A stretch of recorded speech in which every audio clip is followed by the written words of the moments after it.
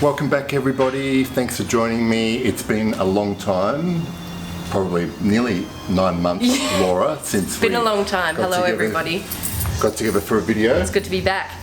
Well, it's good to have you back. And today we're going to be talking about the House of Galavant, and in particular we're going to talk about Tokyo because that's their latest release. Yes, it's just about to launch in Australia. So mid-November, the perfume will arrive, Tokyo, and so far we're both loving it.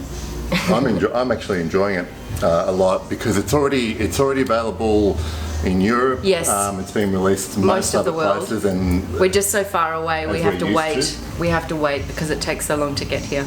All right. So, shall we just sniff Tokyo first, and then maybe we'll talk about. Let's sniff Tokyo. Okay. Here we go. I'll let you do the honours for me. Okay. Let's do it. I do have some on my skin as well, so I did have a read of the notes before I came here, and really not knowing what to expect, but based on the notes I was expecting something pretty spicy. Yes. And bright in the opening, but I'm mainly getting citrus, like lemony lime. I know there's and the yuzu. Yeah. Yes. So that's kind of got a lemony lime kind of vibe about it. Yes, it does. It's kind of I love yuzu. I had yuzu juice in just the citrus juice in Japan when I was there. It's incredible. Okay. I love it, and the smell of yuzu is beautiful. It's like a really rich citrus, isn't it? It is, yeah. And then when that kind of starts to burn off, I mainly get some spiced cardamom. Now, I know that there is a wasabi note in here. Yes. And I was saying to you before that I was fully expecting to smell this and burn your nose. But it's there, but it's not. Yes. It's not that experience of having wasabi on your sushi roll. Yeah, that's right. It's not going to blow your head off. And then on my skin, when I sprayed it on, it dries down into that lovely green woody feel. There's a bit of incense in there, and it's totally different smell to the opening. Like there's a real development once it gets into the mids. Can you just explain to everybody a bit about the inspiration for Tokyo, because it might not be what everyone imagines. Of course, there's so many images that you can conjure up when you think of Tokyo. Mm-hmm. So for Tokyo, Nick, the creator of Galavant, travels to Tokyo very often. He probably has been there over 20 times, and so he wanted to capture a very early morning in Tokyo. So everything's very quiet and tranquil. There's electric cables overhead. It's sort of misty and a little bit foggy. And then also the izakaya eateries. So that's where that sort of wasabi comes into it, where you've got this sort of sour and sweet combination going on at the same time. Spices, that's part of it. And then you've got another element too, which is a little bit more spiritual. So part of the kodo ceremony, so you've got that hinoki wood. Yeah.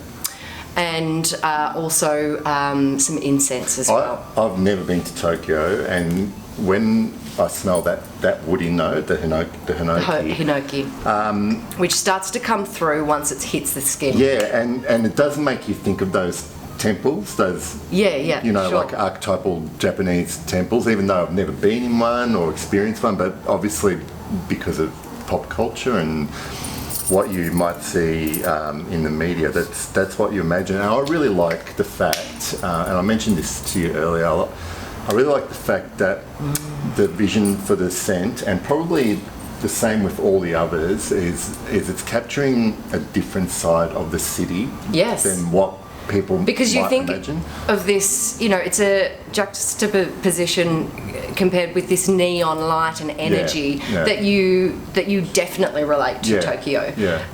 When you think of Tokyo, it's like it's crazy. Yeah. It's craziness. Whereas there is this other side of Tokyo that Nick's really wanted to capture. And also, this is actually the perfumer behind Tokyo is Nicholas Bonneville, and he's Nick calls him a rising star because he really is, and he's was the understudy to Francois Coqueja. Yeah. And they met, and Nick and Nicholas met, and they bonded over their love of Tokyo. And Nicholas travels a lot loves working with natural materials, where Nick loves to use a lot of naturals in his perfumes. There's a real, I really like that there's a real kind of lightness to this fragrance, and yes. It's not heavy, but it's also not. We were talking about Galavant in general and how they stick around. Like, they're not, even though some of them are light fragrances, they hang around. I love them. Well. The projection of them is really beautiful. I was actually in Milan and I met up with Nick Stewart behind the brand, and I was sitting next to Nick, and I just smelt him pretty much, and I said, Nick, what are you wearing? You smell incredible. And this was about the time where the launch of Berlin and Amsterdam was coming out. So he actually was wearing both Amsterdam and Berlin, one on each arm. And from the warmth of his skin, sitting in this restaurant, I loved them. I was like, what is that? They're so beautiful. And you only need a little bit, even though you're a small 30ml bottle, but this is what this is about. This is designed to travel with you and take with you wherever you go, all around the world, wherever you want to Galavant to. Yeah. And when you hold it in your hand, it's so light. You can pop it in your handbag, and that's what this is about. So there's actually a practical side to the design of the bottle as well. Yeah. I mean, if you wanted to be picky, you could say they're plain, but there is like a really nice practical elegance to them. They're, like you said, they're light, the cap's light, and travelling, you don't want to be carrying big bottles. And what really shines up is the juice and the perfume inside, and that's what I love. Juice always matters. Yeah, it's what's in the juice. Yeah. So, and then you've got, in the full collection, we have Brooklyn, Tel Aviv, London, which was recently nominated this year for the Art and Olfaction Awards as a finalist. Then you have Istanbul, Amsterdam, Berlin, and Tokyo, which is just about to come to Australia. So why these cities? Because Nick has a personal connection to these cities. He wanted to celebrate these cities and capture different parts of these cities. And it's interesting, if you haven't tried the collection, you have to go and find a retailer here. We'll list the Stockists in the description, in the description, and try the fragrances, put them on your skin, and I'm sure that you will fall in love like I did. Each one of the fragrances sit in a different part of the fragrance wheel, so you can really, for me, I have nearly the whole collection, and I wear all of the fragrances and they're 100% unisex. And they're all very different. They're all very different. It's not like that, because I've tried them all now, and it's not like you try one and then another you can go, you can tell they're Galavants. Yes, 100%. Yeah, they're all different. And I recently tried Amsterdam and Berlin. And it's interesting that you told that story about Nick, because when I wore them on separate days, but when I wore them, I could tell, they were obviously different scents, but I knew that they would layer really well. They really would complement each other really well. Just quickly, I know you can get sample sprays of them. Does Galavant do discovery sets? Discovery sets. Yes, he does do discovery sets. At this point in time, we don't have any discovery sets here. Yeah. We have individual vials that people can sample. But we've decided to just have the little sample vials individually. Yeah, that's in Australia, but on his website you can order the discovery sets. Okay. Yeah. All right, cool. Well, I want to know what I want to know is, is Nick coming to Melbourne, and when is there going to be a Melbourne?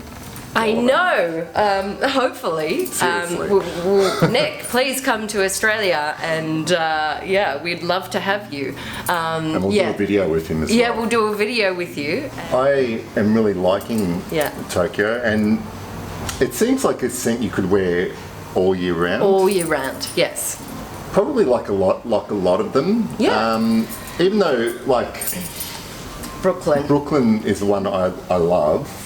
And a lot of people associate it as a warm weather scent, but I would wear it anytime. All the time. Yeah. Well, it's funny because Brooklyn has been probably the best seller so far in Australia. Yeah. It's done so well. There's a lot of citrus musk fragrances out there that don't smell like they're just, I don't know what it is, whether it's cheap ingredients that they've used, but the sort of sherbety kind of... I love the fizziness. The fizziness of it.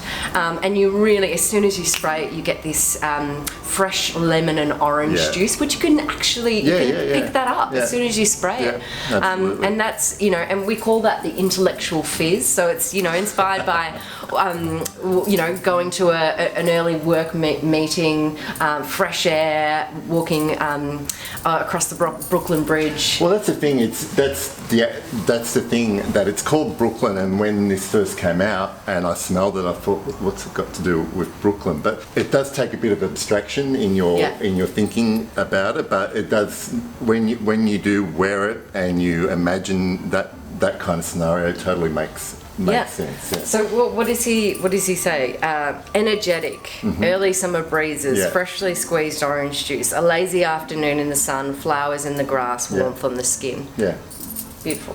Yeah, and we've already mentioned it, we've already touched on it, they all have really good performance, especially for the fresher type ones, and it's something that really lacks in a lot of collections. Yeah, especially the more citrus-based fragrances. Maybe it's the musk or whatever they're using in it, but whatever the ingredients they're using in here, they all smell really good and they last a long time. I mean, Nick knows his stuff, and that's one of the very key things about the brand, is that it's all hand, so all the fragrances are made in France. There's quite a few different perfumers involved in the brand, and the quality of the materials and the ingredients, it's all very small batch, it's done by hand. I do like the fact that he uses young up and coming perfumers who have trained with master perfumers. Yeah, that's right. For instance, I mentioned to you earlier that I found out that Brooklyn and Amsterdam were done by Georgia Navarro, and she trained with Bertrand Duchefort, who's one of my favourite perfumers. Yes, me too. Yeah, so it's just interesting to have that backstory behind it, and you think, it makes sense. And the fact that Nicolas Bonneville trained with Francis, you get that kind of lightness that you get in some MFK scents as well. It's just really interesting if you're that and I think it's fantastic. I really love that Nick's doing that, and he wants to celebrate the people that are doing the work and creating really beautiful things, upcoming stars. It's wonderful. Galavant's definitely a house worth trying, and I'd be surprised if you didn't find at least one that you didn't love. Yes. I definitely have a couple that I love. Yeah, it's hard for me to pick a favourite, actually. I think, I really love Amsterdam, but then I wore London yesterday, and I love the gin, the cucumber, the rose, the leather. And then you've got Istanbul, on a balmy night. It's warm, it's creamy, a little bit sweet and spicy. And then Berlin, the black tea in the Berlin is exceptional. And then Tel Aviv, this bright marine floral. It's got black. It's a really unusual floral. Very unusual. And when you talk about the idea of Tel Aviv, and it's, you know, madness and craziness and sun and naked skin on the beach and a lingering 70s glamour, cigarette smoke, flowers hanging from the balconies overhead. You know how to paint a picture. Yeah, well, this is what Nick wants to represent, and so people go, oh, cigarette smoke. And no, it doesn't smell like cigarette smoke. It's this bright freshness that is delicious. Yes. All delicious. So yeah, I love them all. Excellent. And I'm sure you guys will too. Well, thank you so much for going through that. My Laura. pleasure. I like Galavant, and I'm really thankful that you hosted me today to talk about them. My pleasure. I'll leave all the information you need to know, especially for Australian stockists, down below in the description, but for the rest of the world, they should all be available. Just check out the website, and there'll be a list of stockists on the website as well, yeah? Yes. Okay, thank you. Thank you. See ya.